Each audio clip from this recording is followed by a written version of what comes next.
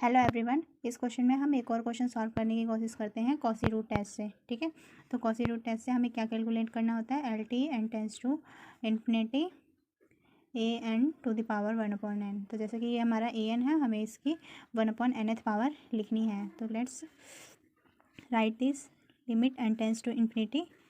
ए N क्या है हमारा, n+1 to the power n into X to the power n upon में n+1 to the power n to the power n+1 और इसकी power 1/n। ठीक है, अब हम इसको सॉल्व करने की कोशिश करते हैं। Limit n tends to infinity, इसमें हमने पावर दी तो ये कैंसिल हो जाएगी, n+1 बचेगा। ठीक इसी तरीके से यहाँ भी n से n कैंसिल हो जाएगा x, और अगर हम नीचे इसको पावर देंगे तो ये इसको हम कुछ इस तरीके से लिख सकते हैं, नीचे वाली टर्म को n into n to the power n into n। ठीक है, तो अगर हम इसको ये पावर देंगे तो ये कैंसिल आउट होकर के n बचेगी, और यहाँ पे हमारा n to the power 1/n बचेगा, कुछ इस तरीके से। ठीक है, उसके बाद limit n tends to infinity, क्या क्या बचा हमारे पास, ये सब टर्म बची है। एक मिनट, इसको हम दोबारा से लिख लेते हैं। ठीक है, अब हम अगर सब में लिमिट लगाएंगे, ठीक है, अगर हम सब में लिमिट लगाएंगे तो ये तो हमारा क्या हो जाएगा, 1 हो जाएगा। Limit n tends to infinity n to the power 1/n is equal to 1। ये क्वांटिटी हमने आपको बताई हुई है। ठीक है, इसे याद कर लेना है, ये ऐसा होता है। हम इसका प्रूफ नहीं करने वाले हैं अभी। Limit n tends to infinity, यहाँ से हम n कॉमन ले लेंगे, 1/1 प्लस n इंटू एक्स, ये नीचे n और ये n to the power 1/n, ये कैंसिल आउट हो जाएगा। और अगर हम लिमिट लगा देंगे तो ये वैल्यू 1 हो जाएगी, ये 0 हो जाएगी। ओवरऑल वैल्यू हमारी कितनी बचेगी, x बचेगी। ठीक है, तो जैसा कि हमें पता है अगर x की जो वैल्यू है वो ग्रेटर देन 1 होगी, देन जो हमारी सीरीज़ होगी वो डाइवर्जेंट सीरीज़ होगी। ठीक है, when x is less than 1, then हमारी जो सीरीज़ होगी वो कन्वर्जेंट सीरीज़ होगी। ठीक है, and we know that when x is equal to 1, जब x इज़ इक्वल टू 1 होगा तो हमारा कॉसी रूट टेस्ट फेल हो जाएगा। लेकिन हम इसको फिर भी ट्राई कर सकते हैं पता करने की कि x इज़ इक्वल टू 1 पर ये जो सीरीज़ है ये कन्वर्जेंट होगी या डाइवर्जेंट होगी। तो अगर हम लिखना चाहें तो x इज़ इक्वल टू 1 पर a n की वैल्यू कितनी हो जाएगी, n+1 to the power n और ये n to the power n+1। ठीक है, ये फंक्शन बनेगा हमारा, ए एन की वैल्यू ये आएगी किसके लिए, x इज़ इक्वल टू 1 के लिए।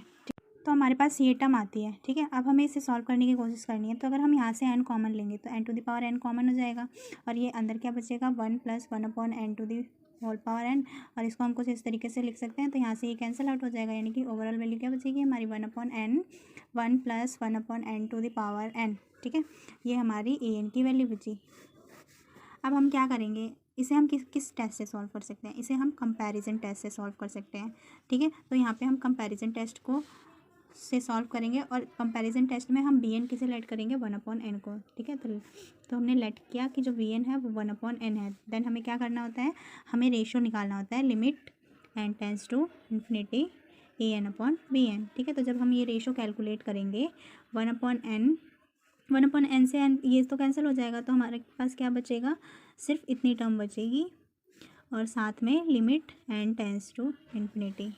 ठीक है, तो जब हम लिमिट लगाते हैं तो इसको, ये टर्म आप ध्यान से देख लो, इसमें ऐसी जब कोई भी टर्म होती है और अगर हम लिमिट लगाते हैं इसमें, तो इसका आंसर हमेशा ई आता है। ठीक है, अगर इसकी जगह कुछ इस तरीके से भी लिखा हुआ होता 1/√n to the power √n, then इसमें भी अगर हम लिमिट लगाते तो इसकी भी वैल्यू कितनी आती, ई आती। ठीक है, तो ये कुछ फार्मूलेज हैं लिमिट के, ये आपको याद होने चाहिए। ठीक है, तो ये ई आया, और ई क्या होता है, फाइनाइट नंबर होता है which is not equal to 0, यानी कि हमारी कंपैरिजन टेस्ट से हमारी पहली कंडीशन सेटिस्फाई हो चुकी है। ठीक है, तो जब पहली कंडीशन सेटिस्फाई हो जाती है उसके बाद हम क्या करते हैं, bn को चेक करते हैं बाय पी सीरीज टेस्ट कि bn डाइवर्जेंट है या कन्वर्जेंट। तो यहाँ पे p की वैल्यू 1 है तो bn क्या है, डाइवर्जेंट है। ठीक है, तो bn डाइवर्जेंट होगा, इट मीन्स an भी क्या होगा, डाइवर्जेंट होगा, यानी कि जो हमारी सीरीज़ होगी x इज़ इक्वल टू 1 के लिए भी हमारी जो सीरीज़ होगी वो क्या होगी, डाइवर्जेंट होगी। ठीक है, वो आप लिख सकते हैं एग्ज़ाम में, जो भी डिटेल में लिखना होगा बाय पी सीरीज टेस्ट वगैरह सॉल्व करके, bn डाइवर्जेंट होगा देन ए एन भी डाइवर्जेंट होगा। ठीक है, हम यहाँ डायरेक्ट लिख रहे हैं। तो यानी कि x इज इक्वल टू 1 के लिए भी डाइवर्जेंट होगा। ठीक है, तो हमें लिखना है कुछ इस तरीके से, when x is greater than equal to 1 then जो हमारी जो सीरीज़ क्या होगी, series diverges, and for x is less than 1 तो जो सीरीज़ क्या होगी वो हमारी कन्वर्जेंट सीरीज़ होगी। ठीक है, ये क्वेश्चन यहाँ पर ख़त्म हो गया।